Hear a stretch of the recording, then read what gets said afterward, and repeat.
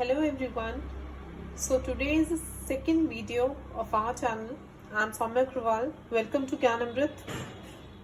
Today's topic, as discussed before, today's topic is on classical theory of management. जैसे कि पहले की video में हम बता चुके हैं, classical theory was a traditional theory. It was a traditional theory. It emphasized on organization rather than the employees working in it. It has laid more emphasis on the organization rather than the employees. It says कि organization एक machine है और worker are the part of that machine. जो कुछ limitations थी इस theory की are discussed. Labor is homogeneous. We all know that the workers working in an enterprise are not same. किसी की एफिशिएंसी ज़्यादा होती है, किसी की एफिशिएंसी कम होती है, कोई कम समय में ज़्यादा काम करता है, कोई ज़्यादा अच्छा काम करता है, कोई इफेक्टिव बहुत होता है, किसी की प्रोडक्टिविटी ज़्यादा होती है. तो labour is never homogeneous, it's a heterogeneous factor. But इसकी लिमिटेशन है कि लेबर इसमें काउंट हो रहा है, होमोजीनियस है. Centralised authority. Centralised authority means जितना भी मेन जो वर्क है वो सारा एक ही बॉस के अंडर में हो रहा है. There is one boss and all others are the subordinates working under the condition, working in the organisation. ठीक है. Then organisation has a closed system. It means organisation is a close system because it is more affected. It's कि हम कह रहे हैं कि organisation ज़्यादा affected होता है इंटरनल फैक्टर से, जबकि it is also affected by the external factor. So it is also a limitation to it. Too much rules and regulations.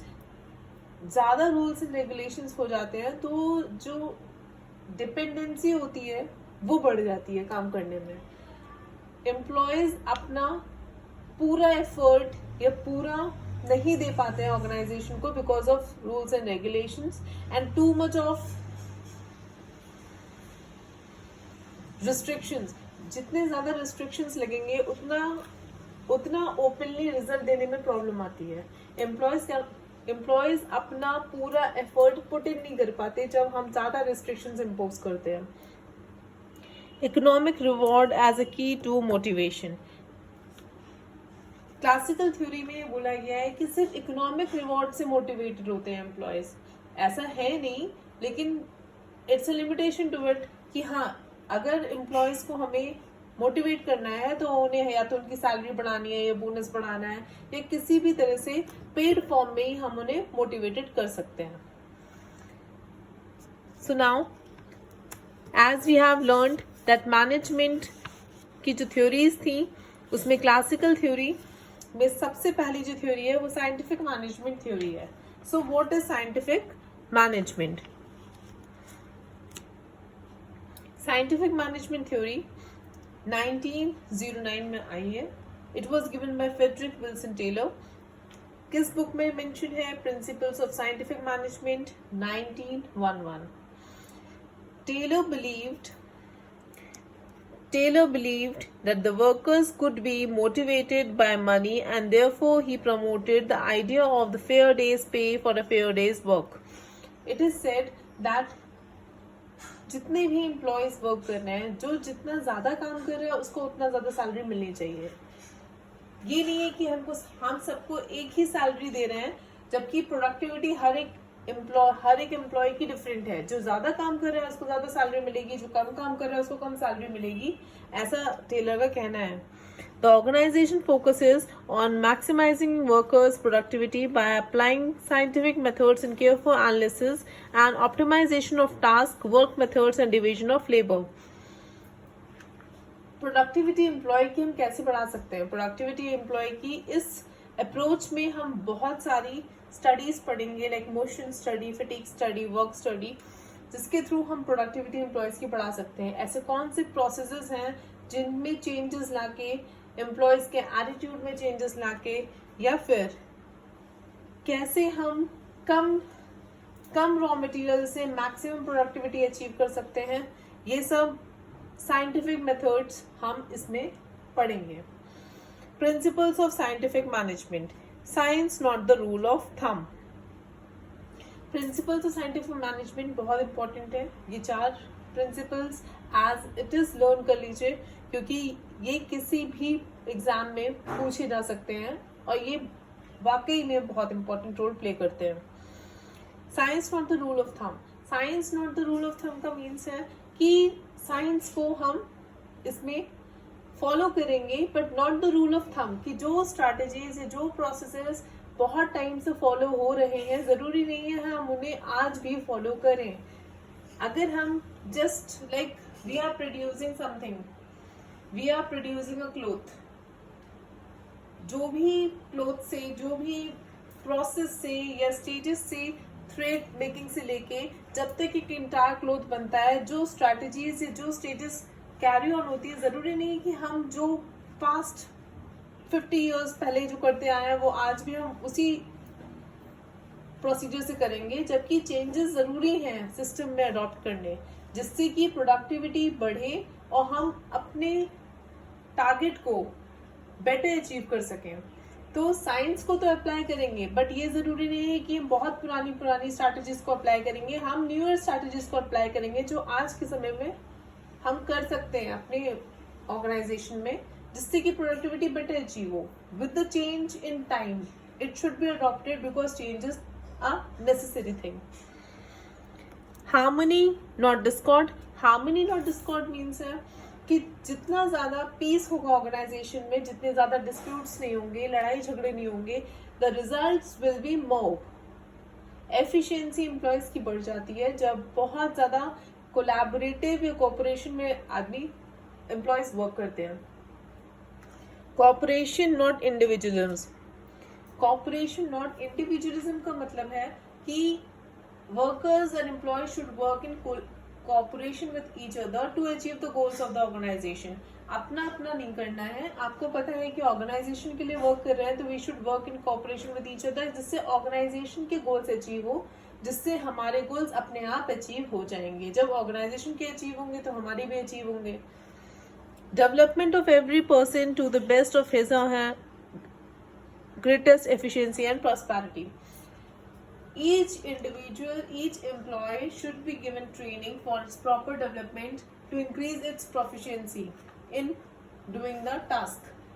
बहुत जरूरी है ट्रेनिंग। ट्रेनिंग का अपना खुद इम्पोर्टेंस है, खुद में इम्पोर्टेंस है, because with the scenario, changing scenario, नई टेक्नोलॉजीज आ रही हैं, नए तरीके आ रहे हैं काम करने के और बेटर तरीके आ रहे हैं। तो इवॉल्व करना एम्प्लॉय के समय के साथ बहुत जरूरी है, जिसके लिए ट्रेनिंग एक मैंडेटरी थिंग है, जिससे वो अपनी प्रोफिशिएंसी बढ़ा सके। Now the basic thing is now we will be learning about the techniques of scientific management. Scientific management की टेक्निक्स जो मेन रोल प्ले करती हैं वो हैं functional foremanship, standardization and specialization of work, work study, differential piece, wage system and mental resolution। 5 techniques है scientific management की, जिसमें सबसे पहली है फंक्शनल फोरमैनशिप। फंक्शनल फोरमैनशिप का मतलब है since all the quality could not be found in single person, so the tailor proposed 8 specialists। He separated the planning and execution functions of foremanship. इसको better समझ सकते हैं हम लोग डायग्रामेटिक रिप्रेजेंटेशन से। See what is functional foremanship. Factory manager जो है, उसके बाद हमने डिवीजन कर दिया वर्क का। एक हमारा प्लानिंग हो गया, एक हमारा एग्जीक्यूशन हो गया। Planning officer and production officer, जिसके 4 हेड्स हैं। फर्दर इट इज सेड, इसमें टेलर ने कहा है कि एक ही ऑफिसर सारे स्पेशलिटीज नहीं होल्ड करता। इट्स इम्पोर्टेंट कि हम उसको एज पर स्पेशलाइजेशन हम अपने वर्क को डिवाइड कर दें, ताकि बेटर रिजल्ट्स आए। और जो सेंट्रलाइज अथॉरिटी है, वो चीज जो एक ही एम्प्लॉय या एक ही बॉस पे जो बर्डन आता है सारे काम का, वो ना आए। इसलिए 4 पोर्शंस में प्लानिंग एंड एग्जीक्यूशन को डिवाइड करके इन्होंने फंक्शनल फोरमैनशिप को डिफाइन किया है। Second is standardization. Standardization, simplification of work. Standardization का मतलब होता है it is the process by which quality and quantity and value performance is compared and measured with standard units. Standard का मतलब होता है when we do something as per a proper quality within the time limit and the number of units to be produced in a proper quantity. तो एक standard set हो जाता है कि if A is able to perform, कि इतने time में इस काम को करने में हमें इतना समय लगेगा, जब हम इस काम को इस क्वालिटी को अचीव करने में, इस काम को करने में हमें इतना समय लगेगा. That is standardisation. ठीक है. Third will be the work study. Work study के 4 पार्ट्स हैं: fatigue study, motion study, time study and method study. Fatigue study means limit the time work cost which causes fatigue.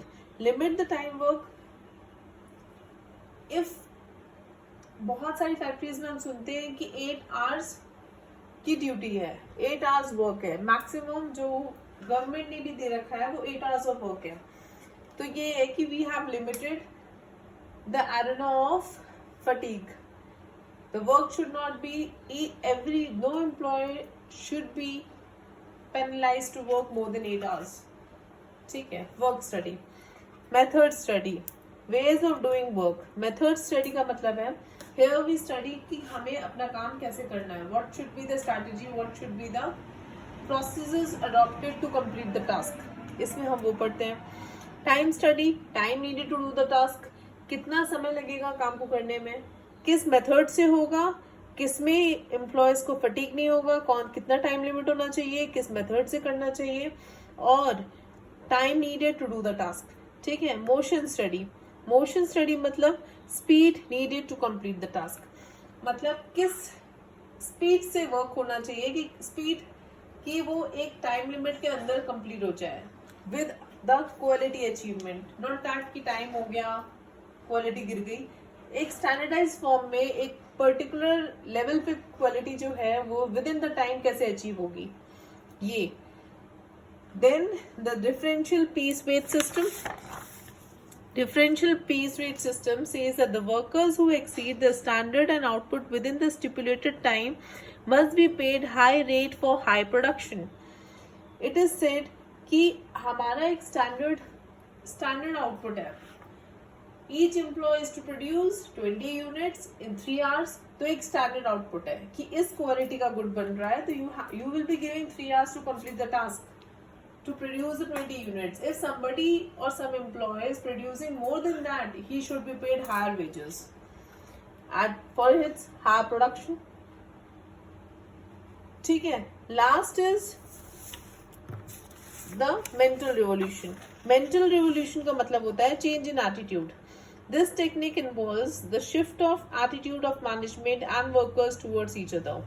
Mental revolution में पढ़ते हैं कि what should be the attitude of employees and subordinates for each other. हमें collab करके, cooperate करके दूसरे साथ काम करना है, हमें एक साथ काम करना है ऑर्गेनाइजेशन के लिए. इसलिए change in attitude is a very necessary thing कि हम सिर्फ अपना नहीं, सबको लेके चले, पूरा काम टास्क कंप्लीट करें, जिससे सिर्फ ऑर्गेनाइजेशन ही नहीं हम भी डेवलप हों. So change in attitude. So now this was complete scientific management theory. In the next video we will be doing with the administrative and bureaucratic theory. Hope you enjoy learning. Thank you.